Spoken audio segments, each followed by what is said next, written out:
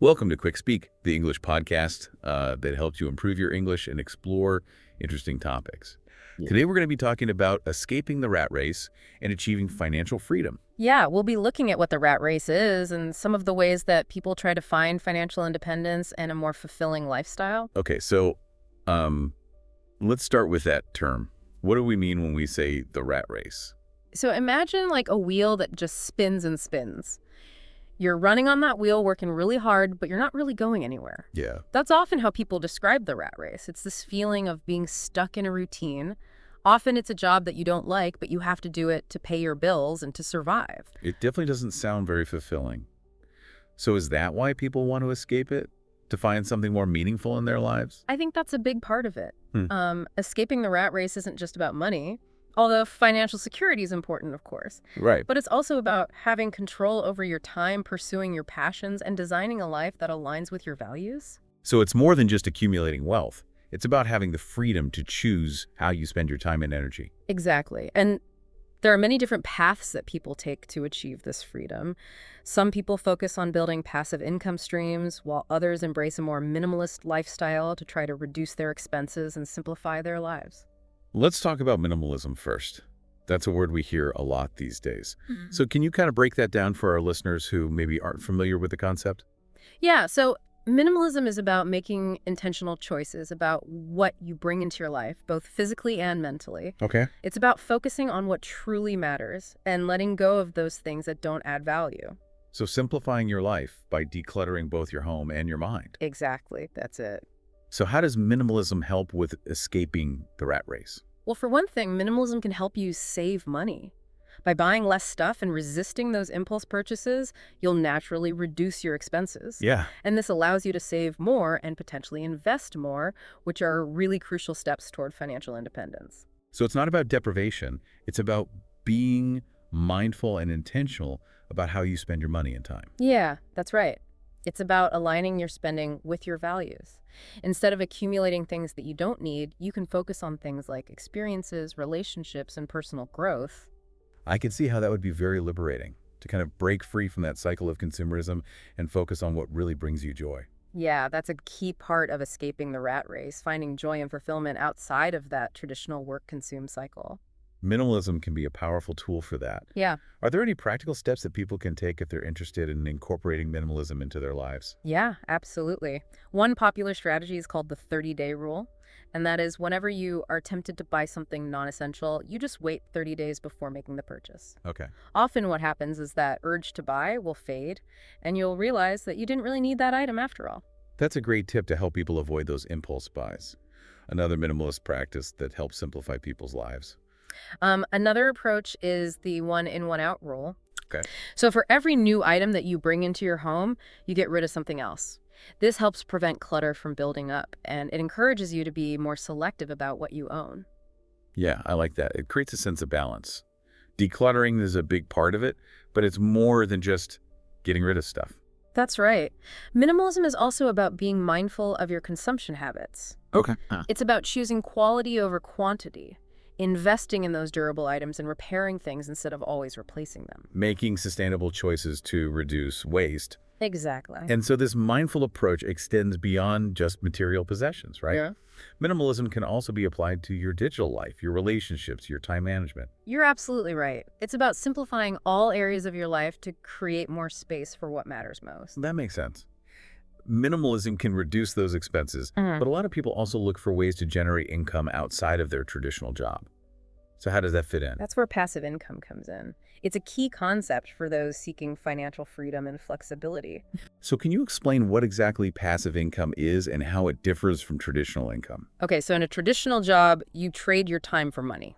You work a certain number of hours, you get a paycheck. Right. Passive income, on the other hand, is money that you earn that doesn't require you to actively work for it on an ongoing basis. So it's like making money while you sleep. Exactly. You create systems or assets that generate income for you even when you're not actively working. So that sounds pretty appealing. How do you create those sources of passive income? Well, there are many different ways to generate passive income. Some methods require significant upfront investment, like investing in real estate or dividend-paying stocks. So those might be more accessible to people who already have some savings or assets. Right. But there are also low capital options that require less upfront investment, such as creating and selling digital products like online courses, ebooks, or printables. So even with limited resources, people can start exploring those passive income opportunities. Exactly. Can you give us some specific examples of those low capital options? Okay, so let's say you're passionate about cooking and you're really good at creating delicious recipes. You could create an ebook with your signature recipes and sell it on platforms like Amazon Kindle Direct Publishing. Okay. Or another option is affiliate marketing. This involves promoting other people's products or services on your website, blog, or social media. Okay. And when someone makes a purchase through your unique affiliate link, you earn a commission. So you're like a digital salesperson, Yeah, exactly. connecting people with products or services that they're looking for. Precisely. And it's a popular way to monetize online content without creating your own products. So these are just a few examples of the many passive income streams that people can explore.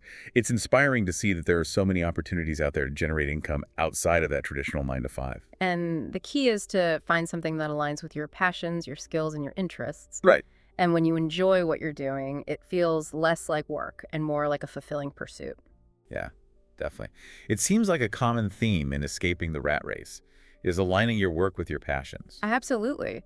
Finding that sweet spot where you can do what you love and make a living from it. But even if you have passive income streams, isn't it still important to have a plan, especially if you're thinking about leaving your traditional job? You are absolutely right. Escaping the 9 to 5 grind requires more than just financial preparation. Right. It also requires a shift in mindset and a strategic plan. So it's not just about the money, it's about the mindset as well. Yes. One of the biggest mindset shifts is reframing your relationship with work. Okay. So instead of seeing your current job as this dreadful necessity, try to view it as a training ground for your future endeavors. What do you mean by that? How can someone reframe their mindset about a job that they might not even like? Even if you're not passionate about your current job, there are valuable lessons and experiences that you can gain that will serve you well in the future. You can use this time to develop new skills, build your network, and learn about different industries. Even if you're not happy in your current role, there are valuable takeaways that can help you transition to a more fulfilling career or entrepreneurial venture. That's a really positive way to look at it. Instead of feeling stuck, you can see your current job as a stepping stone. But it's still important to have that exit strategy. Definitely. A solid exit strategy involves several key elements. First, it's helpful to set a clear exit date. Having that date in mind gives you a target to work towards. What about the financial steps that people should take? Building an emergency fund is crucial. This is a safety net of savings that can cover your living expenses for a certain period of time, ideally 3 to 6 months. So it's like a financial cushion. Precisely. Having that emergency fund can give you peace of mind and allow you to take calculated risks without jeopardizing your financial security. It sounds like having that safety net is an essential part of feeling confident and secure enough to make a major life change. Yeah. What else should people be doing? You can start exploring alternative career paths or business opportunities that align with your passions and skills. Research different options network with people in those fields and start developing the skills you need to succeed.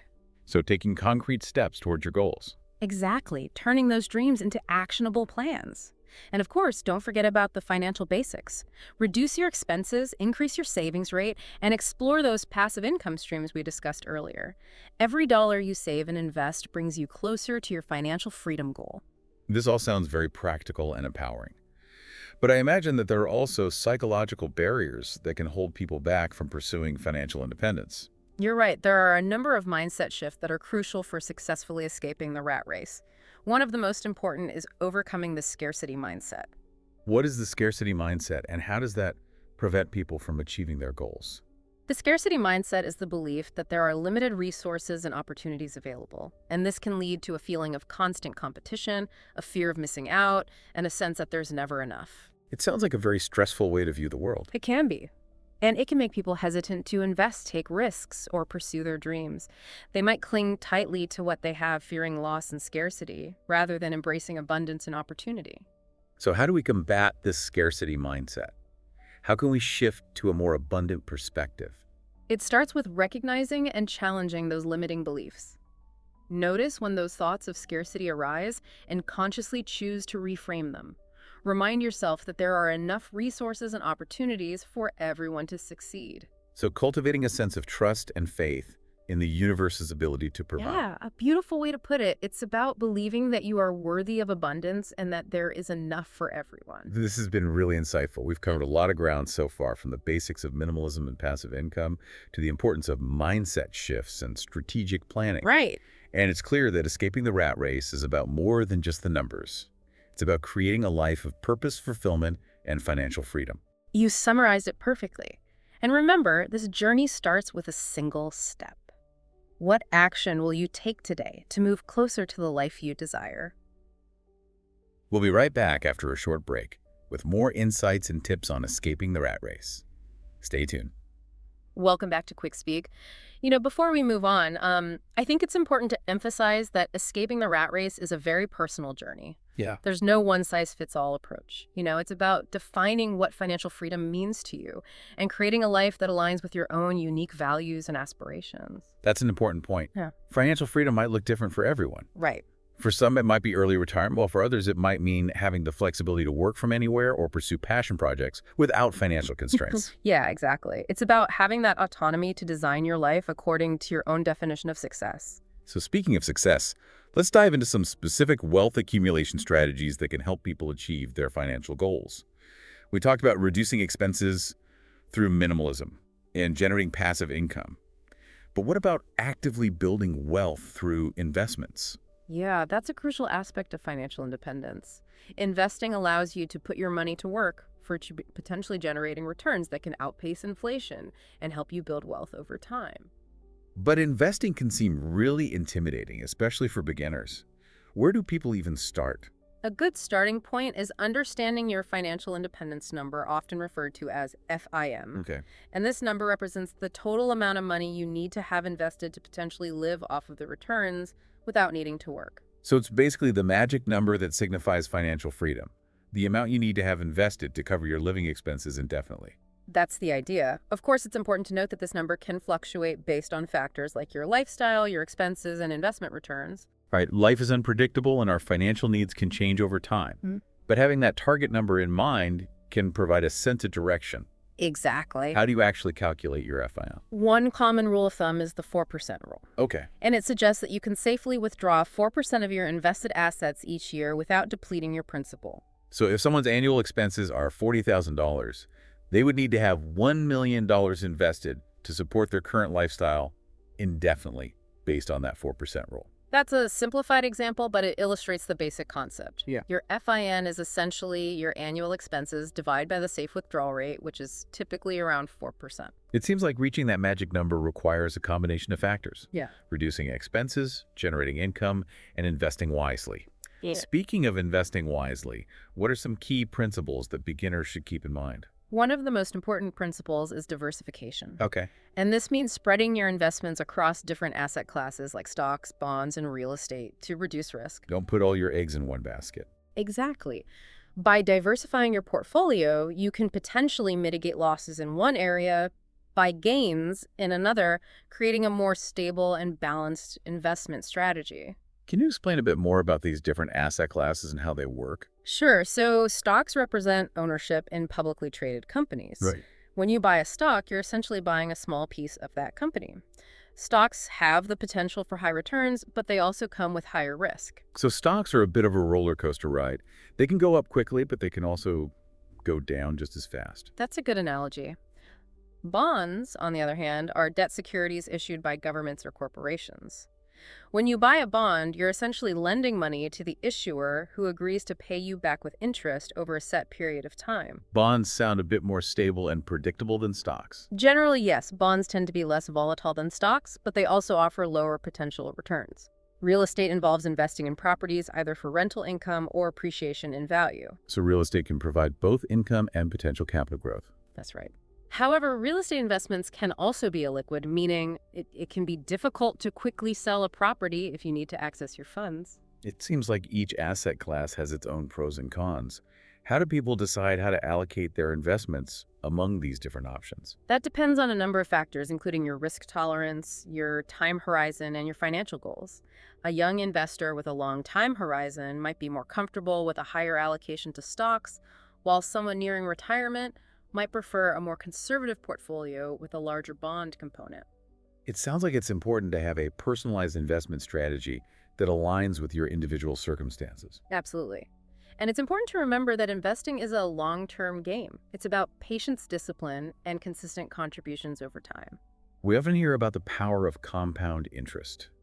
Can you explain what that is and why it's so important for wealth accumulation? Compound interest is the concept of earning interest on your initial investment as well as on any accumulated interest.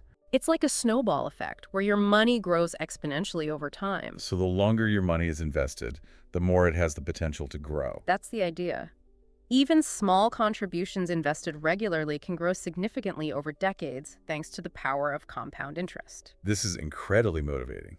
It shows that anyone can build wealth over time with patience, discipline, and a sound investment strategy. Exactly. The key is to start early, invest consistently, and let time work its magic.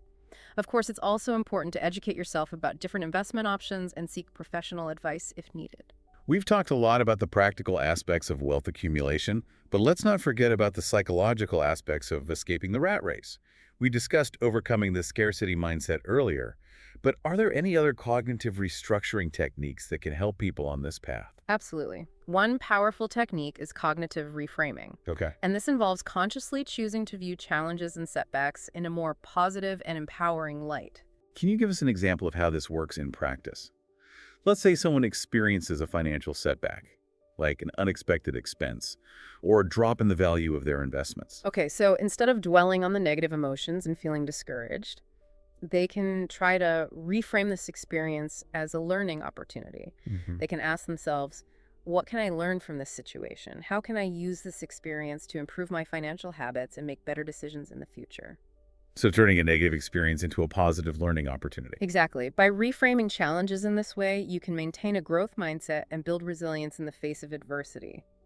Remember, setbacks are inevitable on any journey, but they don't have to define you. That's such valuable advice. It's a reminder that our mindset plays a crucial role in our financial success and in our overall well-being. Indeed. Another important cognitive restructuring technique is practicing gratitude. Gratitude.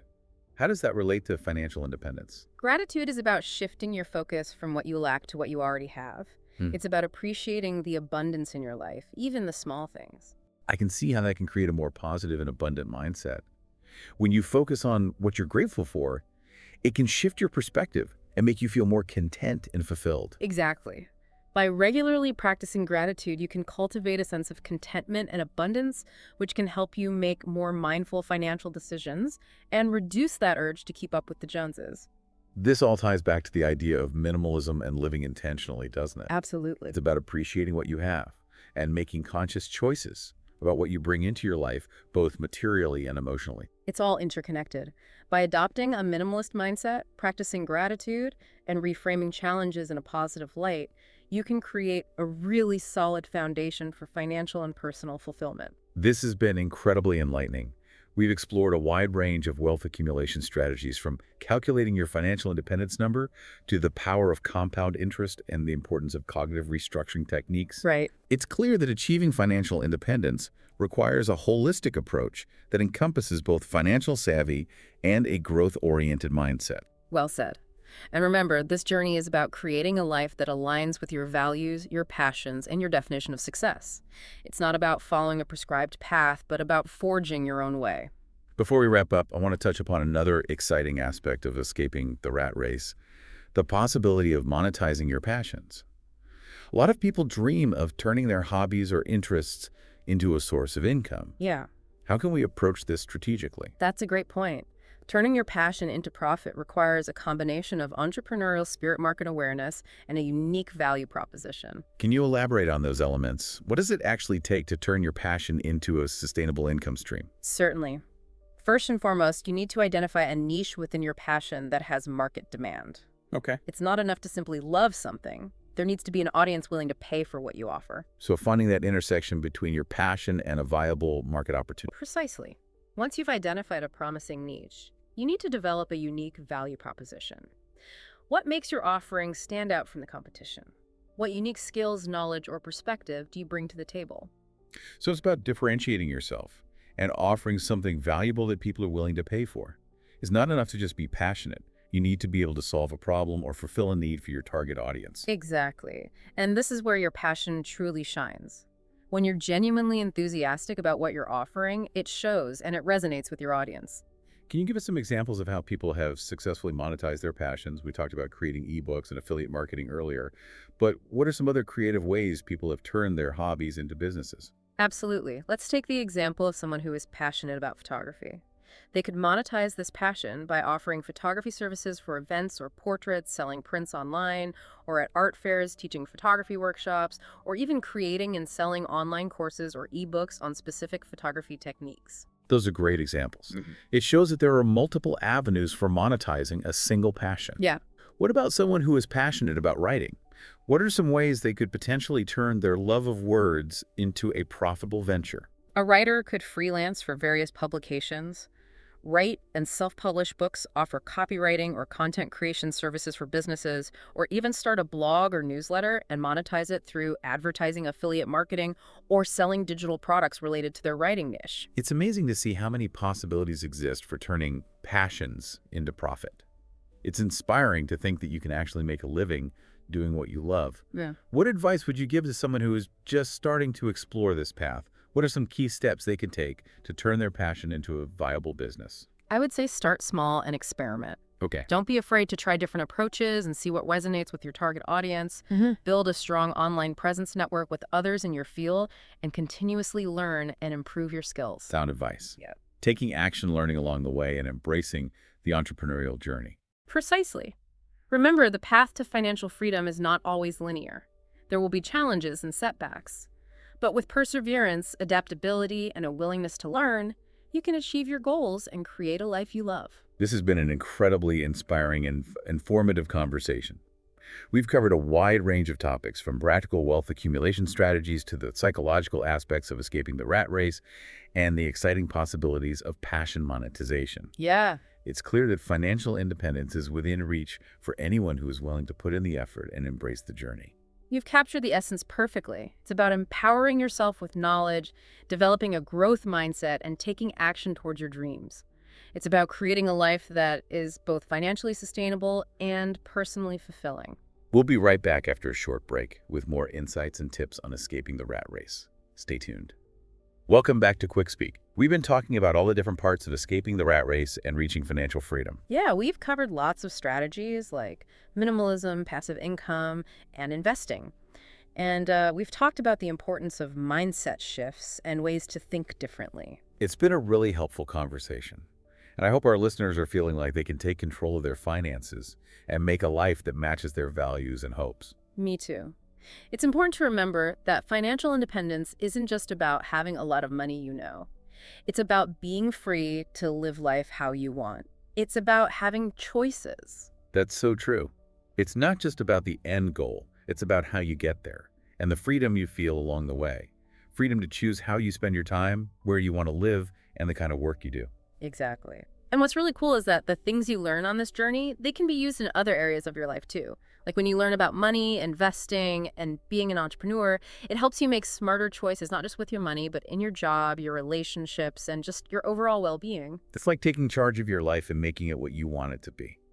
You become the one in control of your own future. That's it, exactly. And this isn't a race, it's a journey. There will be good times and bad times, tough things and victories. The important thing is to keep your eyes on what you want to achieve, keep learning, and be happy about the progress you make. That's a great point. Sometimes we get so busy we forget to look back and see how far we've come. We focus so much on what we haven't done that we miss all the progress we have made. Right. It's important to notice those wins, no matter how big or small, because they all add up to make you successful. So as we finish up this episode, what are the main things our listeners should take away as they start their journey to escape the rat race?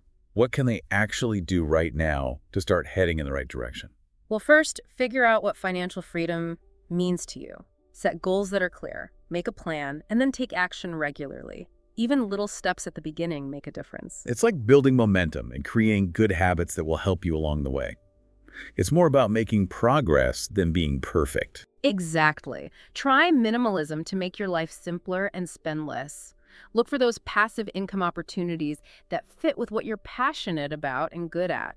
It's okay to start small and try things out until you find what works for you. And we can't forget about our mindset. We need to think about abundance, challenge those negative thoughts, and be thankful for all the good things we already have. I agree. And remember, you don't have to do this all alone. There are so many resources available: books, podcasts, online groups, financial advisors. Look for support, connect with people who think like you, and learn from those who have already reached the financial freedom you want. That's great advice. Surround yourself with good influences, find mentors, and never stop learning and growing. Absolutely. And the most important step is just that, the first one. So what will you do today to get closer to your financial goals? That's something for our listeners to really think about. What one small thing can you do today to start creating the life you want? We hope this episode has given you the words, the information, and the inspiration to start building the life of your dreams. Remember, financial freedom is a journey, not the destination. Enjoy the process, celebrate your successes, and never stop reaching for your goals. Thanks for joining us on QuickSpeak. If you want more learning resources like vocabulary lists and exercises from today's episode, check out our website. The link is in the description. And don't forget to subscribe to QuickSpeak for more episodes on all sorts of topics. We'll help you get better at English and move through the world with confidence. Until next time, keep learning, keep growing, and keep speaking English confidently.